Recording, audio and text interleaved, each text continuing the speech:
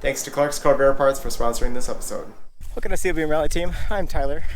We're at an old farm here and they have a bunch of old cars.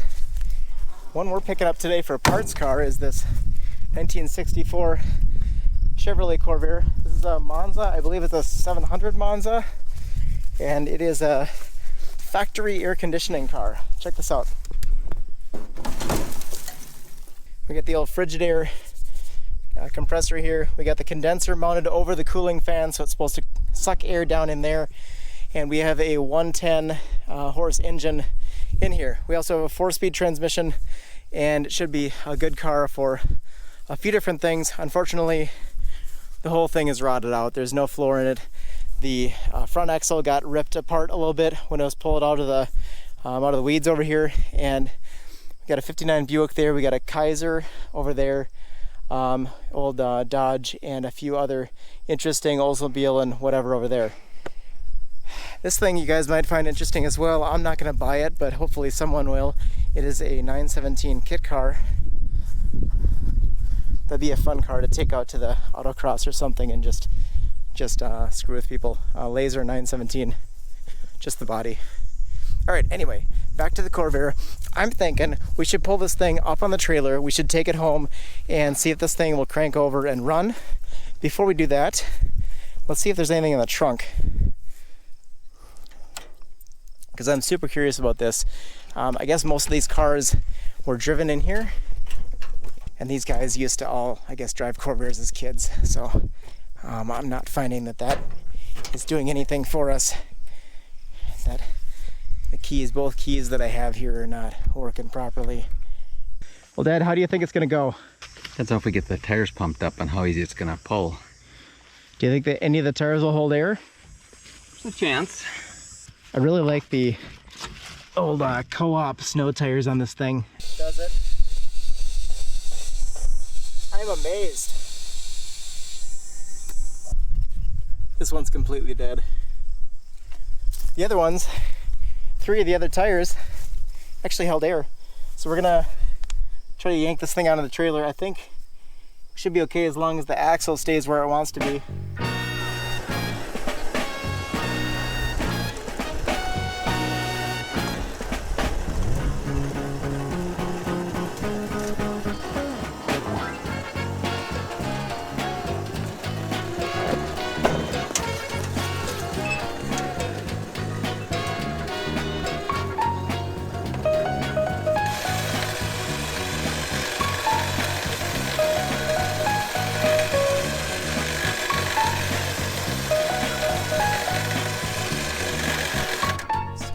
Here's why you don't store your cars in mud or the grass.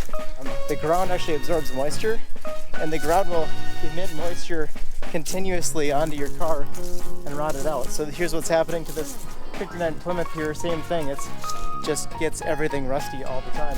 The trim was going into that tree there. Is that the wheel trim? Wow. So if you park on an impermeable surface like concrete, your floorboard won't end up in the ground like this, because the concrete will dry out and stay dry for a while. That Kaiser is cool. Wish that thing was savable. That is a parts car by this point, but there aren't many of those around.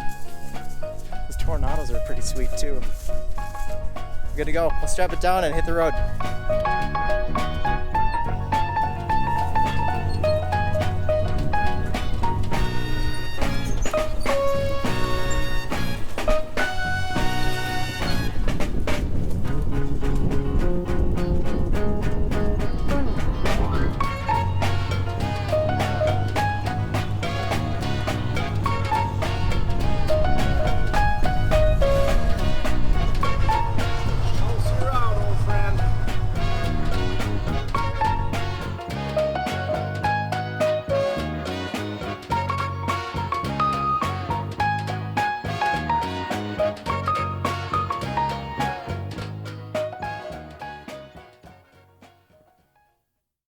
Got the parts car home next to Etta, and I think it's time to clean everything out in here. We can pull the spark plugs, throw some oil down there, and see if we can get this thing to loosen up a little bit.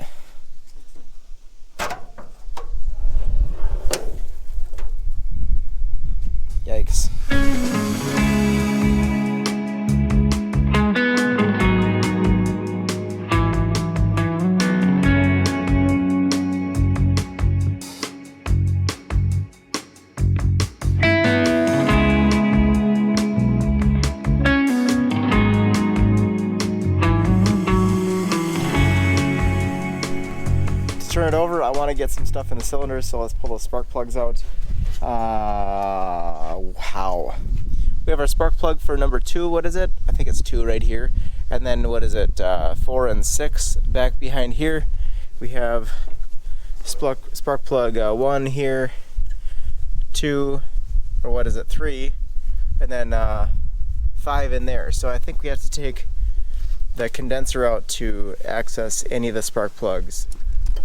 This might be the most valuable part of this car right now, so I want to be careful with it.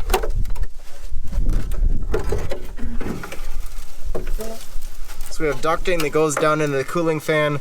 Ducting is completely rotten here. Looks like there is some rodent stuff going on with that. I suppose now we have to take the vacuum out again because there is stuff everywhere in here. The AC stuff, these brackets here are not super in the way. There's not a whole lot of issue with that. Unless we wanted to pull the spark plugs out. Oh shit.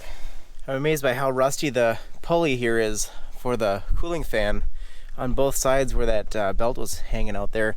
We're just gonna take the belt off because it can do no good here the way it is. Nasty. It's also rusted out the idler pulley, and the generator pulley doesn't look too good either. So I think all of the belt touching components might be damaged by that. We have a weird seal here that must seal against that AC condenser. And I think it's time to take the air cleaners off. Oh, the whole stud's coming out. That's fine, I guess. Lift it off. Air cleaner looks absolutely disgusting. At this point, I think we have access to this one. This one we can probably get to. That we can probably get to. We can get to the back one here if we move the choke rod. This one might be sketchy no matter what if I don't pull a compressor out. And what is this, number 3 here is completely untenable. I think I have to take this whole bracket off to pull that spark plug out. Start coming a little bit. We have a spark plug wire that was through it.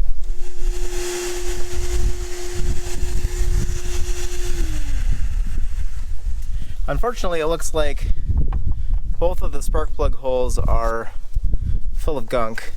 Or not the holes necessarily, but underneath the shroud. I don't necessarily want that stuff in the cylinders. So I gotta go and do a little more digging and sucking and see if we can get that clear.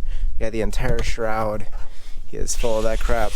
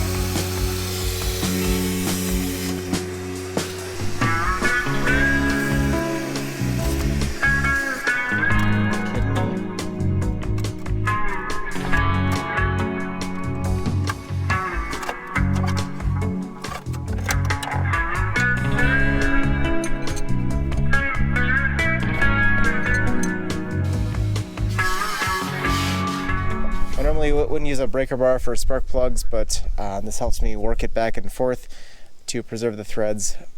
Got all the spark plugs out. They fought me on this side mostly. A couple came out nicely. This one came out with almost no struggle at all. I'm gonna clean them off real quick.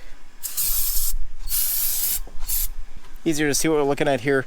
Let's start with number 1. Number 1 looks perfect on the threads. The strap has got a little black on it, carbon, but not a big deal. Number 3 actually has some aluminum in the threads, so I think some of the threads of the head came off.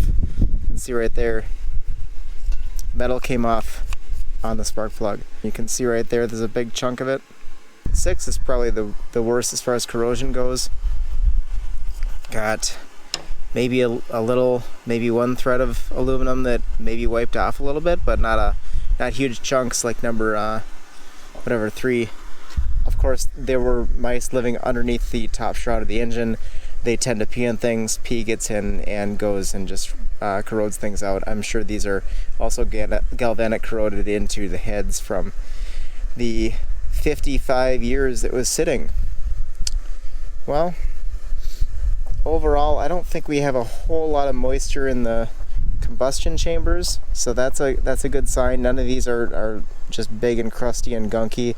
This one's the worst. We're gonna go pour some Marvel and ATF in there and see if we can get this thing to move at all.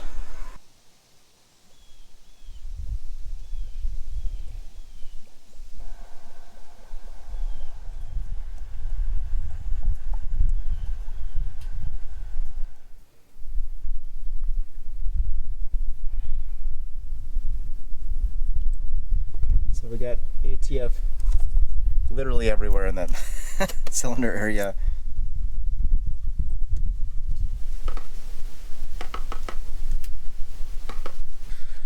We got some juice in the cylinders, and before I go into lunch, I just want to see if this trunk will open, see if there's anything interesting in there, like, I don't know, Nazi gold or something. I don't know, something valuable would be nice. We're lucky because there already is a rust hole here, so all we can do is really open that up.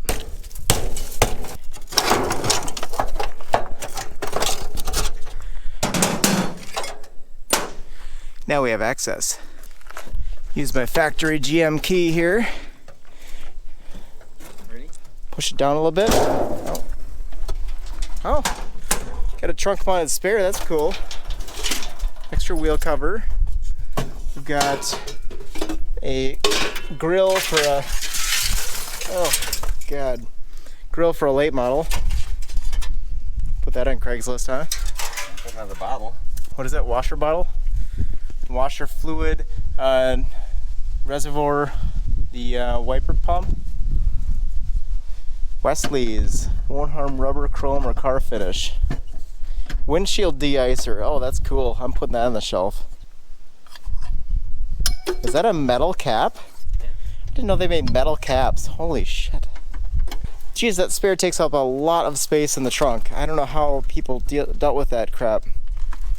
That's ridiculous. That's what you pay for air conditioning, I guess. Yeah. So here's why this chassis is not going on the road again. We have rust through all the way here on the front footwell area. There's just a huge holes everywhere. There's nothing here that is remotely structural. Huge holes up in there.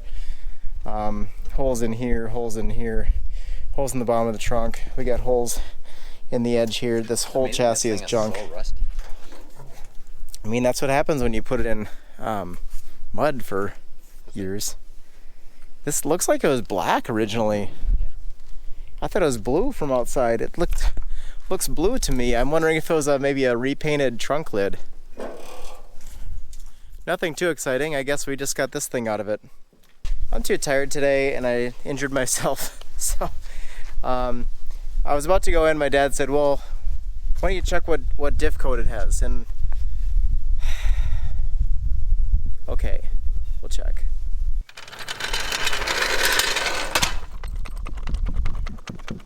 Navigation tag should be right here.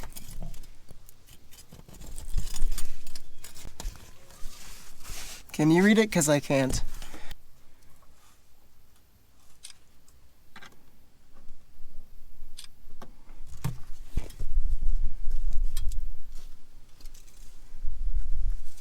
HD. I'm not a wizard yet, so I'm gonna consult my Clark's catalog. Axle ratios. HD. Says this is for a Power Glide 355. I mean, it's not original? I think that says 4-speed. So we have a 355 gear, which is a lower gear than I have right now. The lowest gear that you'd get would be a 389. Mine is a 327, so this is kind of the middle of the road gearing.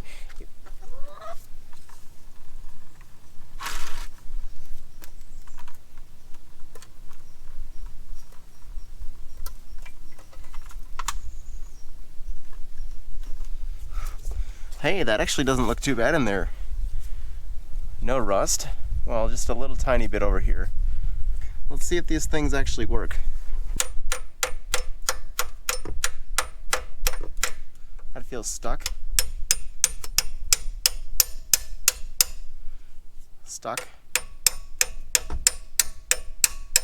Stuck, I think.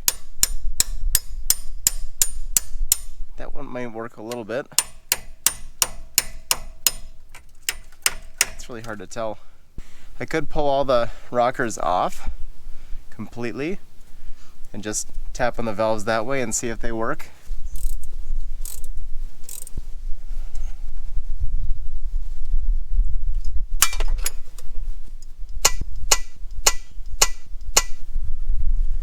Right, first off, this push rod looks disgusting.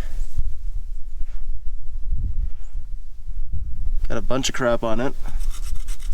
That was the worst one. I tried to rub the gunk off of it. We're gonna have to shove that back in here. This one is also kind of nasty. Pretty nasty. We'll just scrape that off, wipe it off again, and put it back inside. Well, let's see about these springs here.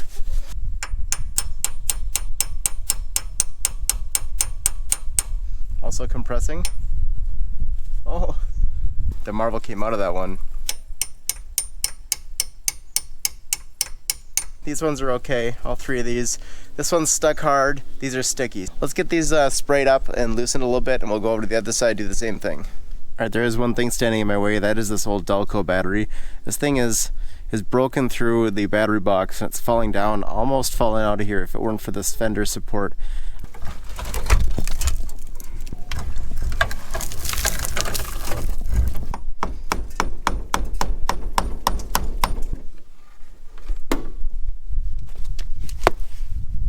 I was able to tap this one loose. Well, not loose, but it went in. So we got this, this, and this, which are all sticky, but they move in, and these three are okay. So I wanted to get a little bit of heat on this maybe.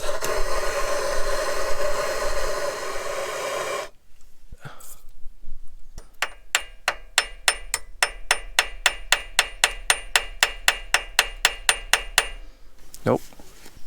Reinstate the juice. We'll have to let that one cook for a little while. Of course, on the driver's side, we have this big exhaust shield. There's a heat shield to keep the head cool. The heat shield bolts onto the muffler clamp, and the muffler clamp bolts onto the cylinder head, and the cylinder head bolts onto the thigh bone. Okay, the front ones are going into aluminum, so be careful.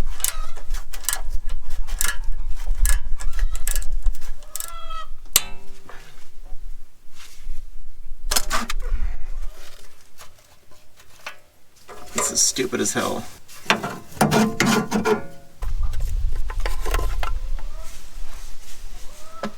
Hey, looks good again. A lot darker on this side, but everything's there.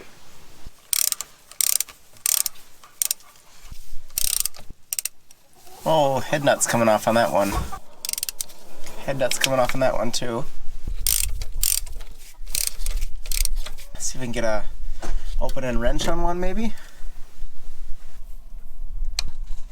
Okay, come on. Good.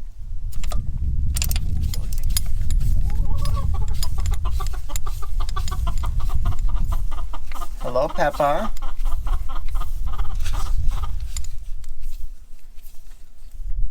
Okay. Flat out. So I noticed that when we pulled these off, the studs came out with them. I'm going to just throw these two in, torque them up to 30 pounds. They do have a little rubber O-ring in there that always go bad with the original O-rings, so I'm sure this thing's going to leak like a sieve. But I put Viton rings in the new one from Clark's, and they seem to work pretty well. So anyway, these are just going to go back in. We're not going to do anything special. We're just going to pop them back in and torque them up.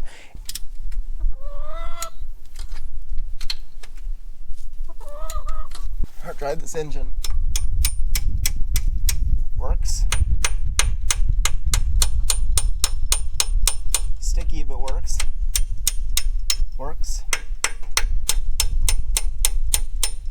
Sticky, but works. Works. Awesome. The one I can't get to, thankfully, is okay.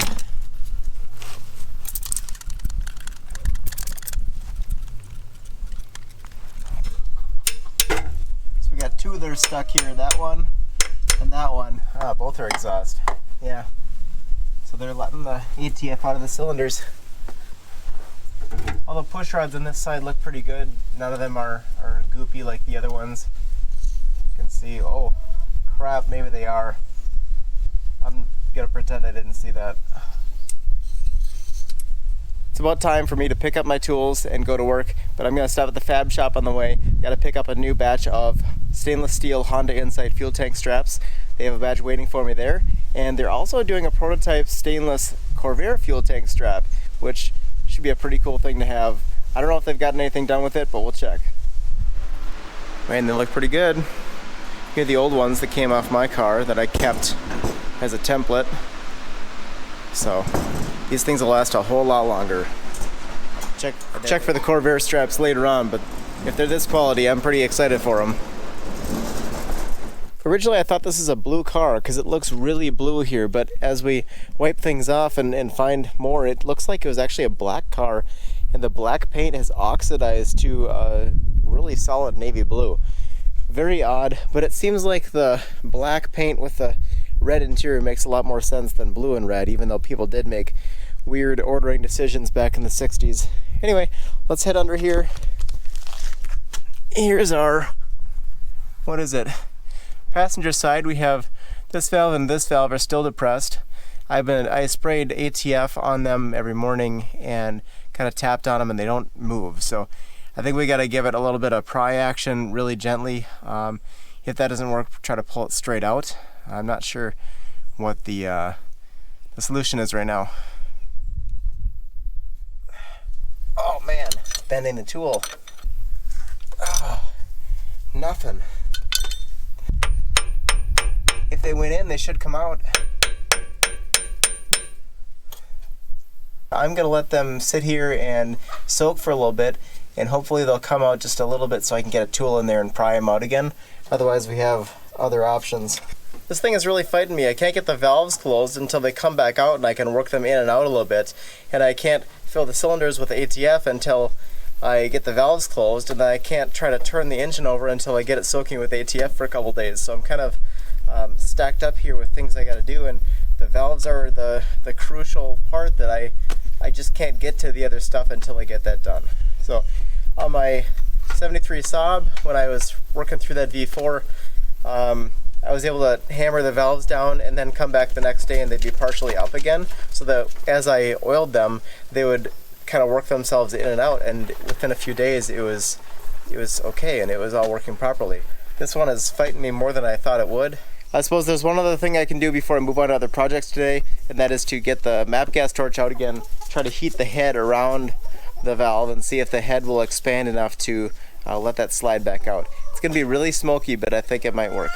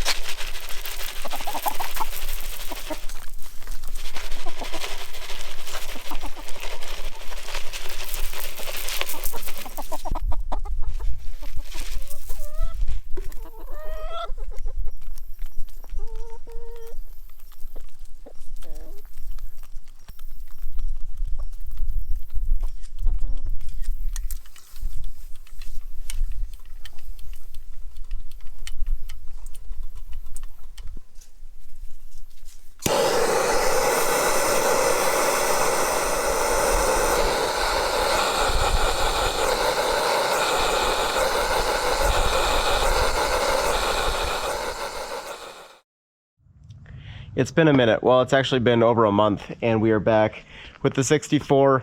Having trouble getting the valves unstuck. The one valve is coming loose, but the rest of them are still stuck. So we're going to pull the whole drivetrain out. We're going to put this thing on a bench and work on it from there.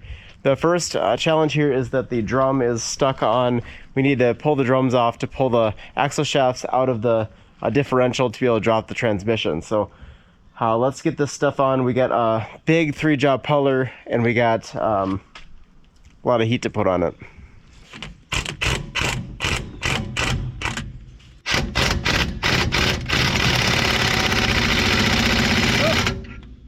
I can see it flexing now.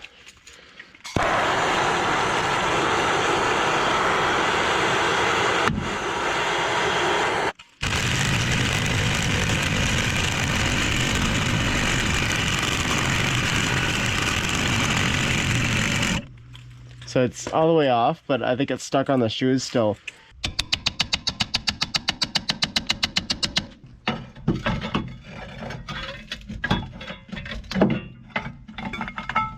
That's off.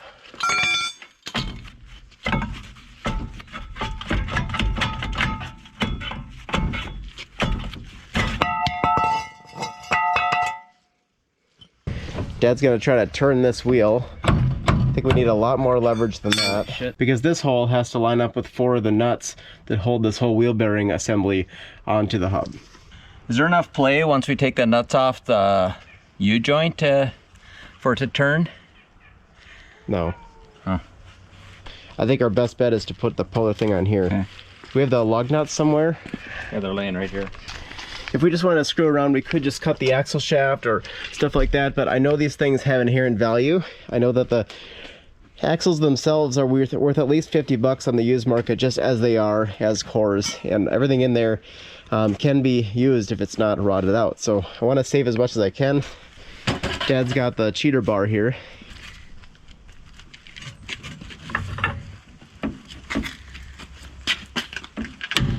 Nice.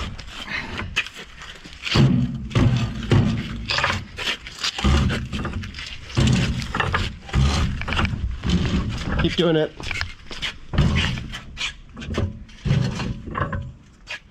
First time the stiff has been turned in like 50 years.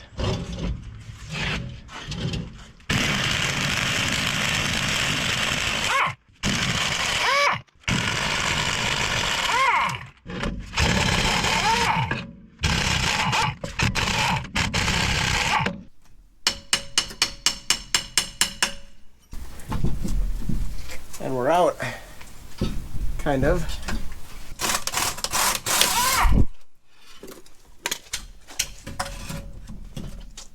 With the axle shaft out, we have to unhook a series of clips and rods and shafts to get this engine out. So we're under here, and I wanted to show you, here's the clutch shaft. We have, yeah, the clip is out, but the shaft is stuck in here. So I've been hammering on it. That's gonna come out soon. We have a shifter shaft here. I'm gonna try to pull this collar off. Here is the accelerator linkage. We'll have to pull that off. And I think, okay, like speedometer, there's a bunch of stuff in here. So I'll have to go through, make sure I get everything, and then at some point I'll have to forget something and then drop the engine down and then have to, yeah, okay, like the fuel line, I'm gonna forget that for sure. It's gonna be a process. I got my clutch rod disconnected, the clutch cable disconnected, the accelerator rod disconnected, and we have to pull out our e-brake cable as well. Now I'm going to drop off the transverse leaf spring here, and this kind of does a similar job to a sway bar on a normal car. They put this on 64s only, and should come up pretty okay.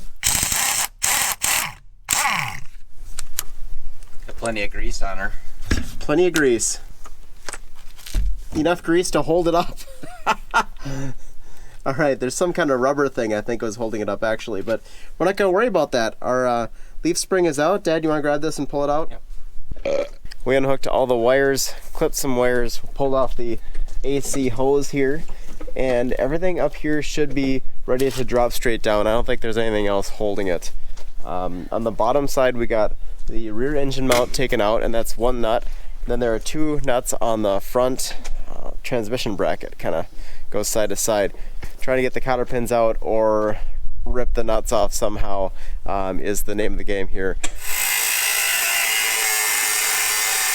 I guess it's not been going well.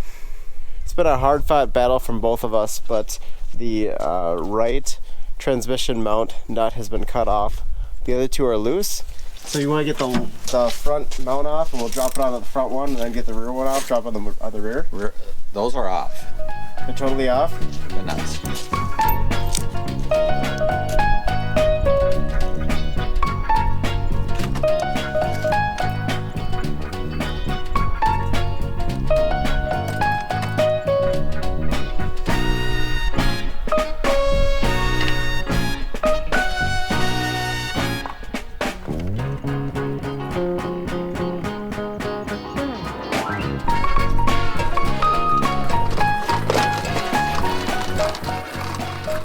Gotta be honest, I'm pretty non-committal about this project right now, but at least we had this thing out of the car and I can actually put it on a stand and go work on this. Hopefully be a little bit more effective than I was before.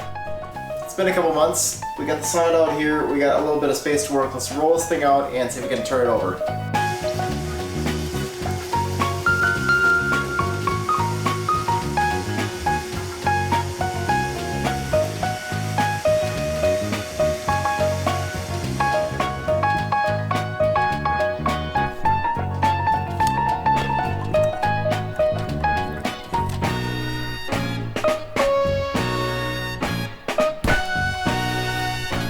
Really, I should be pulling the top shroud off this thing and getting all the crap out of it, but I don't know if it's gonna turn over. So let's get this thing to turn over first.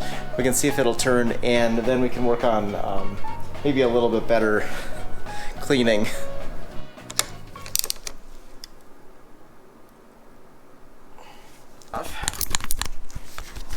Give her a little fighting chance here. That'll work. And none of the penetrating oil made it to any of the threads. Dry as a fart.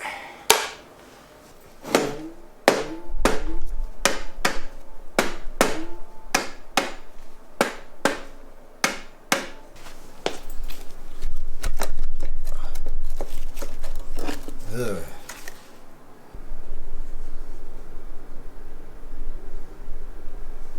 That doesn't look good at all.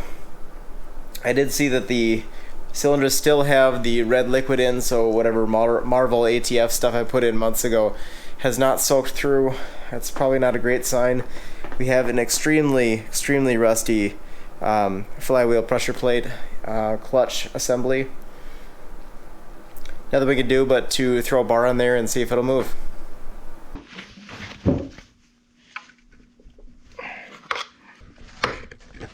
Oh, something happened.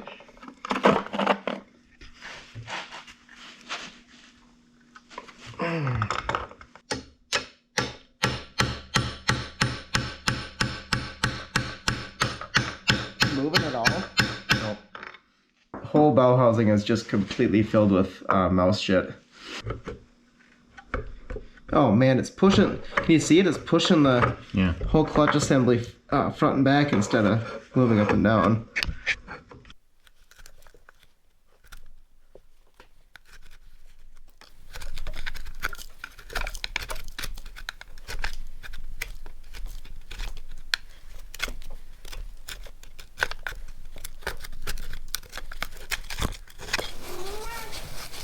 Meow. Meow. Alright, transmission's coming off.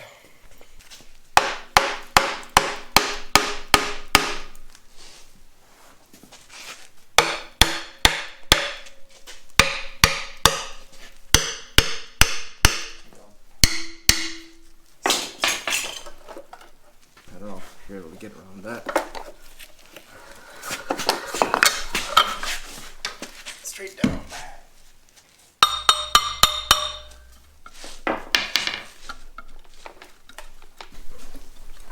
Jeez.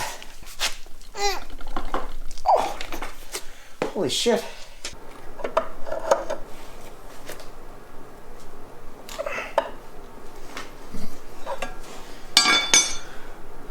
I think this thing is just stuck. See how thin that is? Wow. This bolt? Wow. I mean, I mean, there was no exhaust on there. I think the other header is actually, or the other manifold is actually just totally plugged up with crap. So it's pretty rough.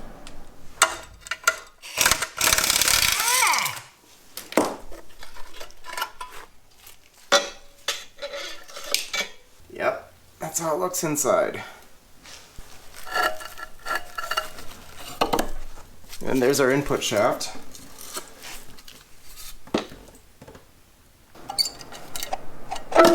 There we go. Yikes. Yeah, that bell housing's nasty. The flywheel's disgusting.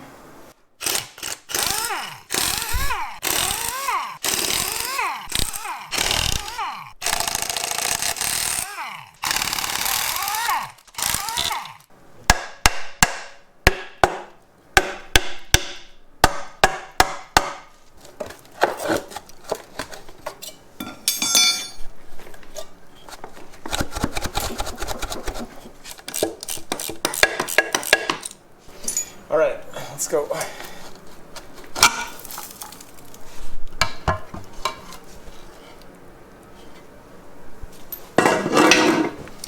Timing gears are disgusting. That's my fault for not draining the oil first. Stupid move. Wow. Yeah, we got nuts in here. What is that? That's a corn cob. Ugh. And I'm trying to get the input shaft out. I've done fire and water a couple times here with no luck. I'm gonna try to keep pounding this thing, see if I can get the input shaft loose, because then at least I'd have a spare input shaft, but it's pretty nasty. A little heat on it again. Look at this. Oh, this is car wash. That's why it's foamy. I thought it was just water.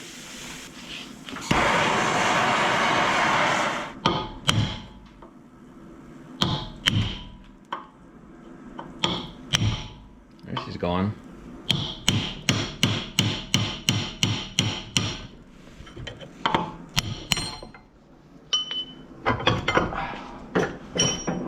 Look at how nasty that is.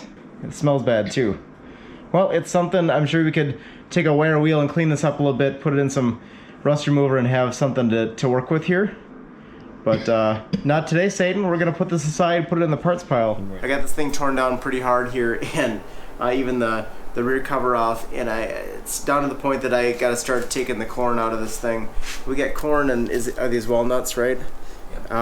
Corn and walnuts everywhere, and whatever these things, some kind of ornamental tree or pine. Are these some kind of pine cone? Yeah. I found a real, like, actual pine cone in the lower shroud. Speaking of lower shrouds, I'm going to take those off now. This is going to be not on camera because you can't see what's going on anyway. So I'll drop those things down, and I will start picking these things out, get this thing cleaned up. Once it's cleaned up, we should be able to start pulling these heads off. That'd be interesting.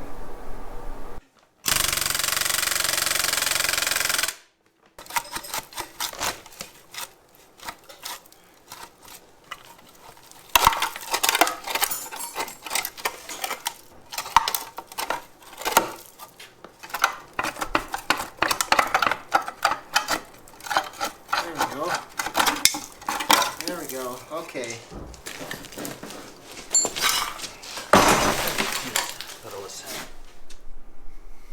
With that up here, it's going to be a lot easier to work on. We bought a hydraulic cart the other day.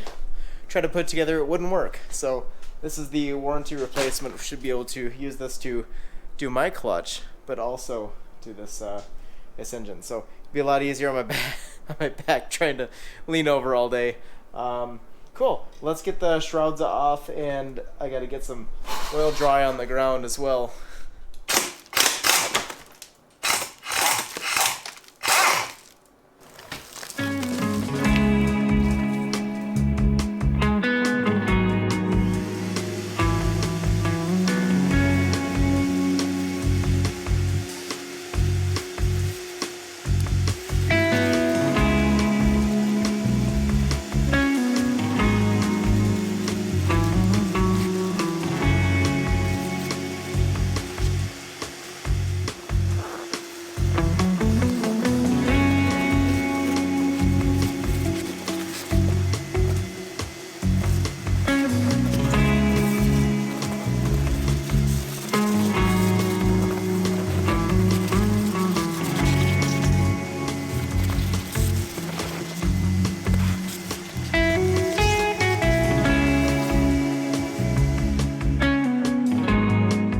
This might have been one of the reasons the car was parked. We have a head stud here that is snapped off, and you can see how rusty it is on the end.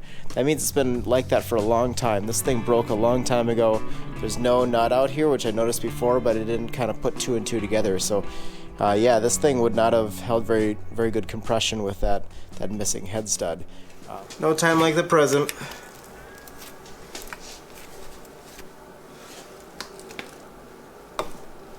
Okay. Okay. Oh, that came loose at the block. That's the nut. That's just the stud twisting. It's not actually loosening the nut yet. I want to see if I can preserve some of these studs, but we'll see. Okay. That's the nut.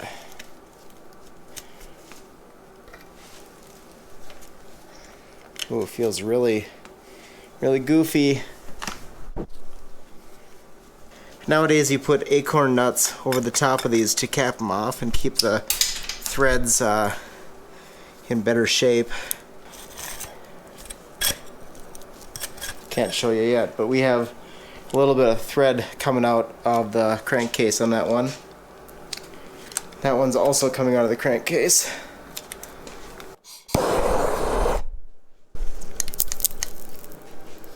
Hopefully the warmed crankcase is going to let this out easier.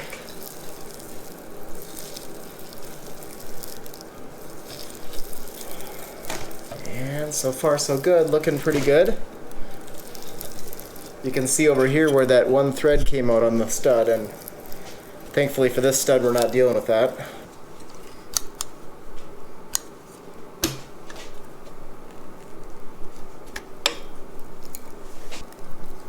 This one appears to have come out clean too. So on this side we have broken stud, stud out, stud out, stud out, nut off, nut off. Look at how nasty those push rods are.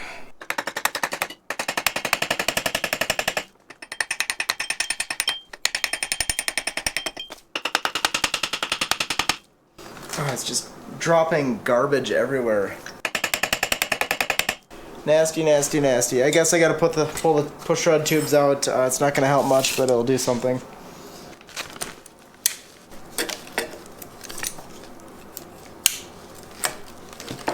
One. I was able to tap it on the stronger parts of the head where they're thicker. On this side, I got a little bit of a gap forming. This side, I'm not sure yet. I'm gonna give another whack and see what happens.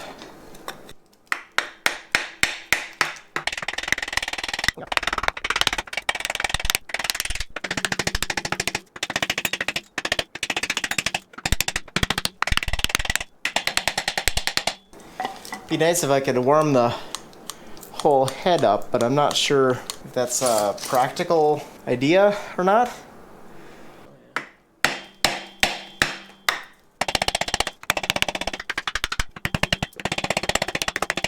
It's opening slowly. It's just a 1/4 of a millimeter at a time.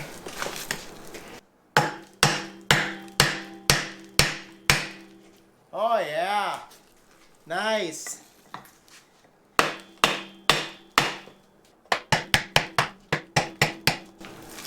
That's a nice gap. Yeah. Yeah. She's coming now.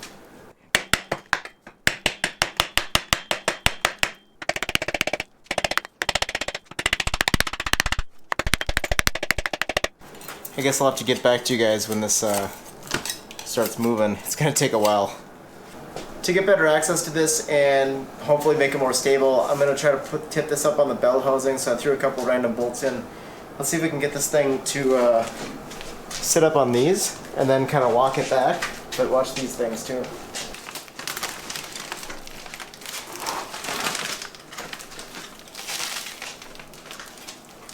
Oh boy, yeah, all the oil's coming out all at once. Come out here. Take this piece of wood, please. Because I forgot to drain the oil. We're going to need something on the front here too. You never drained the oil? No, I forgot to, so now I get to now. Pro tip, if you're gonna tip an engine up on its end, drain the oil first. That was a real dipshit move. I guess while this thing drips dry everywhere, I may as well go and pull the oil pan off, and we can see on the inside of the crankcase how everything looks in there.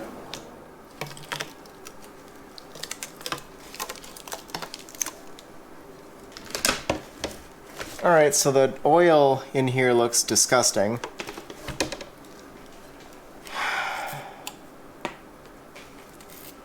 There are some black deposits down here that I'm guessing this car probably didn't have super regular oil changes at some point. Yep, probably missed a couple oil changes, but overall not terrible. I still gotta figure out the best way to take this fan off, because I want to probably put the fan on my car eventually.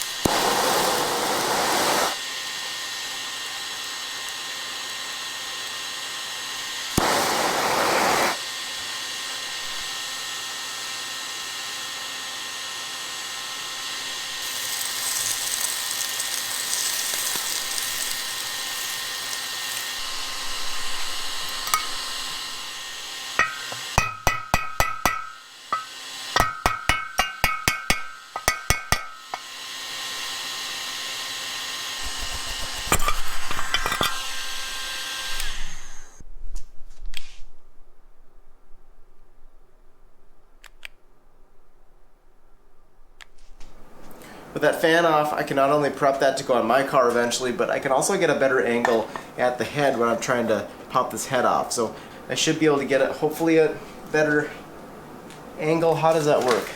How do you hit stuff upright with your... I want to be down here or up here, you know? Just kind of awkward. Anyway.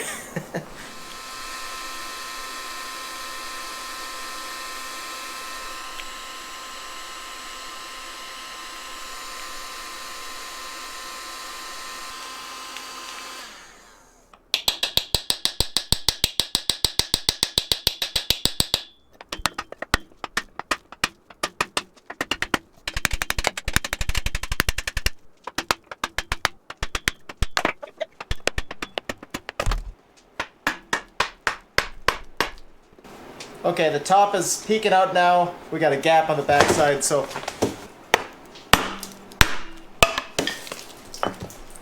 here's all the stuff that's been sitting in the cylinders for like 3 months.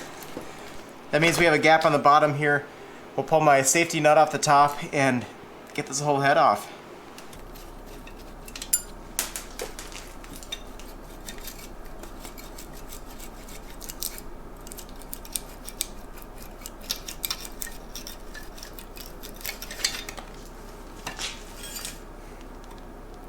Still got 2 stuck valves. A bit of corrosion, a lot of crud. As far as the cylinders themselves, a lot of rust on the side of this one. We got, I mean, a ton of junk inside the cylinders. This has got some aluminum corrosion on the top, which is kind of unexpected.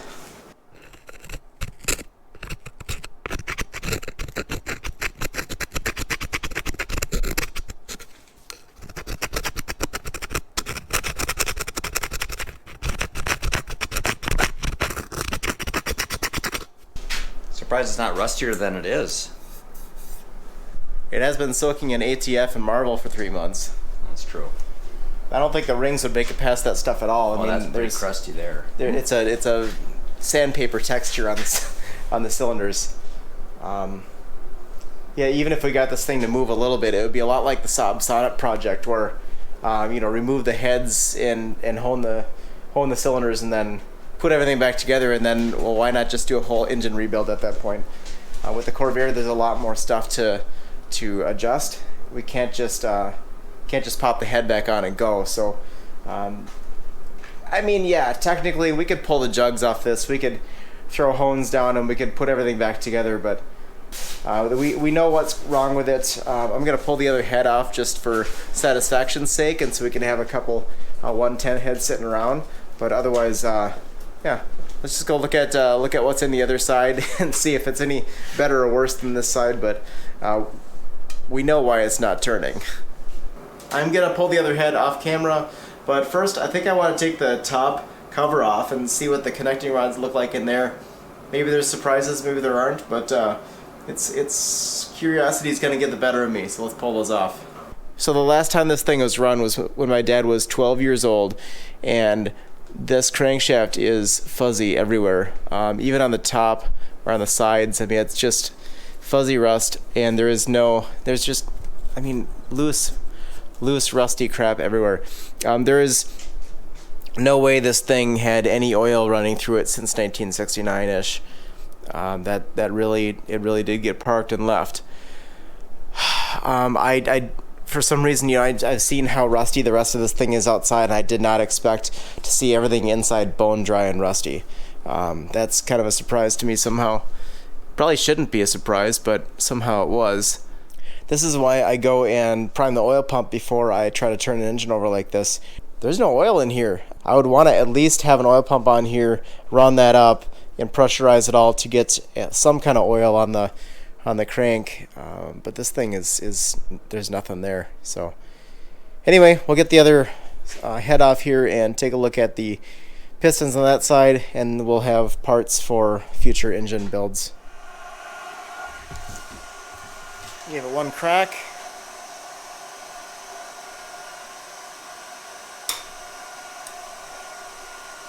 Spray the juice. Nice and wet. Now we can back this thing off. Alright, I admit I should have used this the first time. Inductive heater. All the nuts are intact, all the studs are intact, all the studs are still in the crankcase. It worked really well. If you don't have one of these, it's like $200. Go get it. It will save you so much heartache.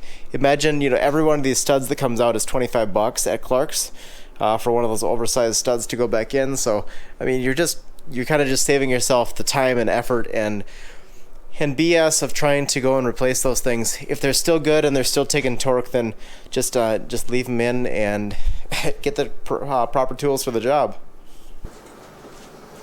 Of course, this one came off way easier than the other one.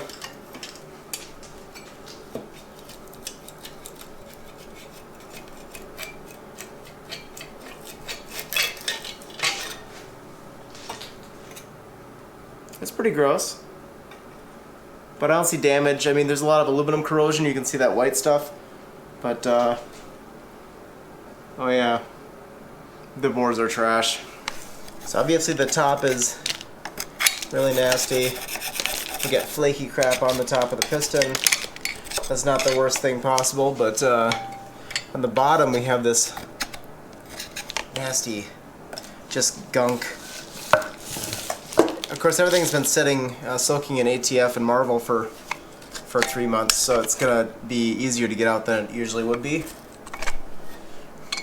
So we have a big chunk here. See that? Bottom of the cylinder is just covered in this stuff. Of actually every cylinder, if it's cylinders like that. So it's had a lot of debris in there when we were first getting this project going. And the debris didn't go anywhere, it just got soaked. That would have been all smushed up in those piston rings if we would have turned this thing over. Tops of the pistons don't actually look all that bad here. They have, carbon crap on them and some rust, but let me flip the engine around quick and I'll show you what I found on the other side. Look at this, we have little craters, divots in the top of the piston. So it looks like a piece of debris got in this cylinder at some point and probably was running during that time and bounced around quite a bit. What got in there? We don't know. Well, the car was 5 years old when it got parked. It was a 64 and it got parked in about 69. And the question was, why would you park a car after 5 years? The guy I bought it from said that the kids used to drive some of these cars, and as we take the engine down, we've come up with a better story about what's happening here. So we had, number one, the first thing I noticed was that we had a missing cylinder head stud, and that could have been that event that they said, no, I'm out. I'm not doing it anymore. Because that would have a pretty invasive repair to do back in the day. Granted, in 1969, dealers had parts for these, so they would have been able to get parts for them, but still, it was a 5-year-old car. Kids have been driving it. We see that they didn't probably change the oil as often as they should have. We got a lot of oil sludge in the oil pan, and so probably the maintenance wasn't that great. The stud broke, and now we're seeing that at some point something got in the cylinder as well and bounced around in there. So yeah, that's our answer. There's no use trying to turn this thing over now.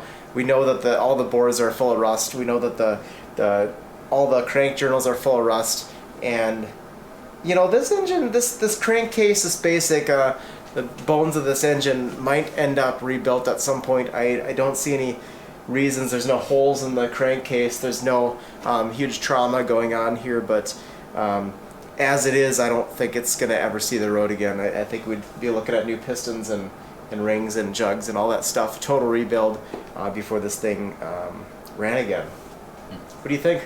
I think the jugs might come off kind of tough though.